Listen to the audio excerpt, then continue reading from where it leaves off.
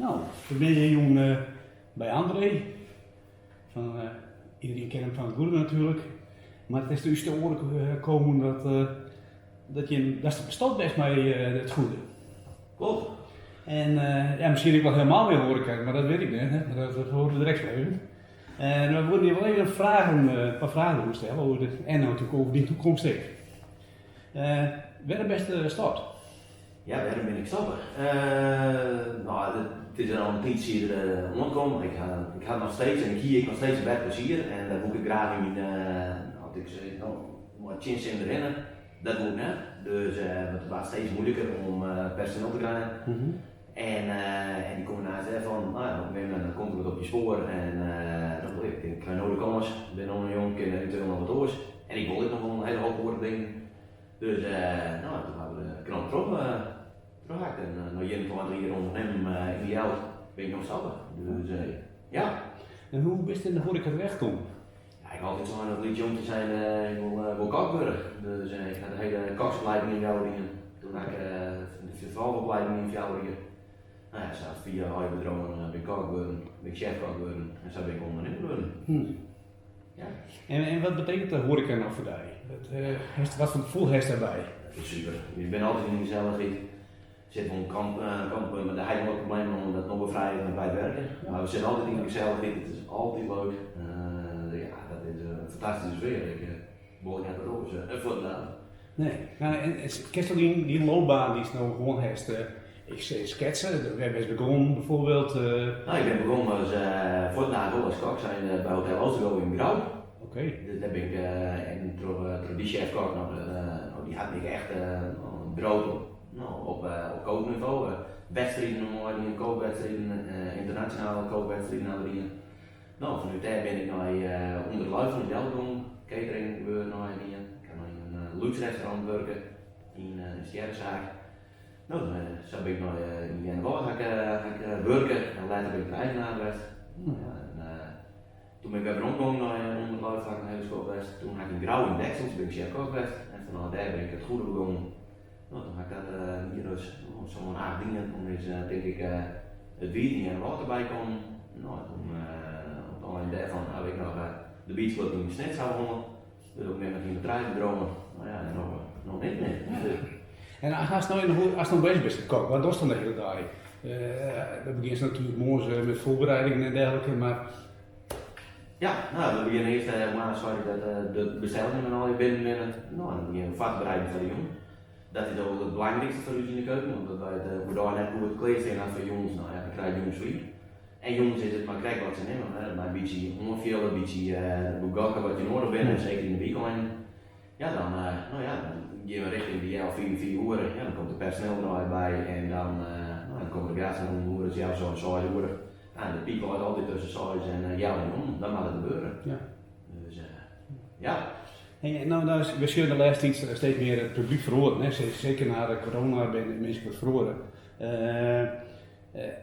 Wie het nog leuk voor jou om huur horecaondernemer te wezen? Niet zodat ik lees van dat mensen bijvoorbeeld prikkelbaar wie naar gasten of wat dan ook maar. Nou, zeker, dat merken wij. De meesten worden mondiger, de meesten worden kritischer. En zeker ik naar het personeel daar ik wel echt een moeite mee op het moment. Om dat een beetje in je goede baan te leiden. Ja, dan wil even over het liefste ding te eerst in de beginning. En dan komt dat is de jeugd die daar ziet. Ja, dan kom je wat ouderen erbij en dan dimmen ze op weer adem. Ik denk, ja, dat is net al die trap dat de meesten erop herraden. Werk helemaal niet ons door, dat is de recensies. Dus we krijgen vaak slechte recensies, maar als je een slechte recensie hebt, dan ben je vaak mensen die dus op die jong zelf net zetten. Want ja, dan kun je er nog wat aan. Ja, die jong zegt, ja, die hebben goed en die is perfect en dan lezen letter een recensie. Nou, dan denk ik, nou zeg dan op die jong, dan kun je er nog wat aan. En dan bedoel je een recensie op internet of zo? Op internet of op wat voor manier dan ik maar. Op social media, het hartstikke hut natuurlijk, dat soort dingen. En ik vind dat net erg. Ja, meestal doe ik dan, ben bij de eerste die ik zei dat ik zei. En dan kun je het uitlezen of onderbouwen. Ja, op social media, daar kun je hartelijk weinig zien op. Dus, nee, precies. Nee. Ja. Hey, en hoe ben je eigenlijk niet naar het goede komen? Ja, dat bestond al. Oh, dat weet ik dus. Jen van hierin had ik toegenomen. Ik heb toen weer nog één huisje het goede. Nou, dat had ik al zo'n hier had ik toen bestond. Nou, toen had ik toegenomen. Nou, toen die echt een buffetrestaurant. Nou, op een gegeven moment hadden we 80 graden draait, maar dan een café en nou ja, op een gegeven moment hadden we samen werk om die hut maar vol te krijgen en daarna gingen we dan ook kijken. Ja. Dus ja.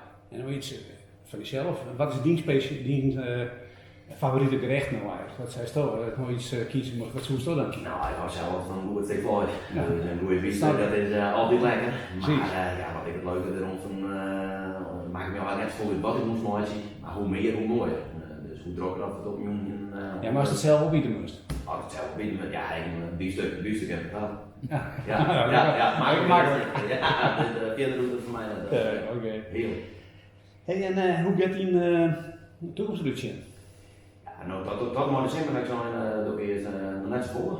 Het is wel zo van, ik ga nog heel veel dingen, dus ik had op de hele nacht hartstikke druk. Dus ik ben bij de keervereniging, ik zit in de kantinecommissie. Ik heb verder nog wat dingen die ik ouder onder maat. Een pand hier was in Reduzen, die nou, de maat dingen nog even gebeuren. Ik heb wat op zwarte Dus dat is toch wel de winkel van Ja. Sixma? Dat was een winkel van Sixma. Mijn broertje die wilde een hele berg, nou ja, dat moest moet ik eigenlijk helemaal in aan het trekken. En ja, dan kon naar die zelf wat, maar ja, dat is al een periode door je net voor. Ja. Nou, dat is nog een ding, dat komt er nog op. Dus, en ik had er ook een band nog om, dan kon daar een keertje zelf sporten. Nou ja, ik heb wel een keertje geloten. Dat is niet passie wel een beetje. Ja, en een beetje scorebal misschien van de internet. Dus ja, dat kan je gewoon opdoen. Ja. En wat ben je met die winkel van Sixma aan het wangen op dit moment? Je bent aan het verbouwen tot... Tot een wedding. Wedding? Er komt niet een wedding. Oké. Ja. Oké. Dus ik ben alleen op de morgen die salon en de rest mag er al in komen. Dus, En dat je hem niet verhieren? Of, ja, dat is de bedoeling al. Ja. Oké. Dus, maar een eind hebben we nog net, want het zit er net in plaats. Het maakt goed en het maakt leuk. Dan heb ik nog een slotvraag. Hè. Aan welke ondernemer zou je dan nog een vraag willen stellen? En wat zou je persoonlijk vragen? Je doet het wat? Nou, nee, maar waarom? Waar komen? Ik ben altijd gewoon helemaal heel breed geïnteresseerd in iedereen wie het wat doet. Dat vind ik het mooi. Ik ben al een vriendengroepje ook dat ik ben al verschillende ondernemers. En overal ben ze iets op van plan. Nou, en wat ik doe, maakt me gewoon niks uit. Maar ik interesseer me wel van mensen in het werk. En ja, dan stel ik dan zelf op vragen. Ja, en op dit moment ondernemer ik zo naar de. Maar ik vind wel, nou, ik vind iedereen in ieder zijn vak. Oké. Is leuk. En daarom ben ik betrokken bij die, nou ja, bij keers en dat soort dingen, nou ja, die vergadering. Maar iedereen die doet wat anders, nou, nou moet nog wat ik werken. Ja. Ik hartstikke mooi en daar kom je met respect voor. De zoete aardappel. Ja.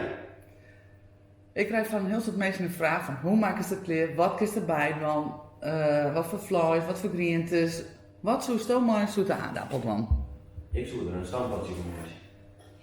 Mooi wat. Een standpadje, ik kijk mijn veldsla. Mooi, weet dat, een zilveruitje erin. Ik zoek er een sherry tomaatje, ik krijg een fres erin. En een stukje vlees erbij.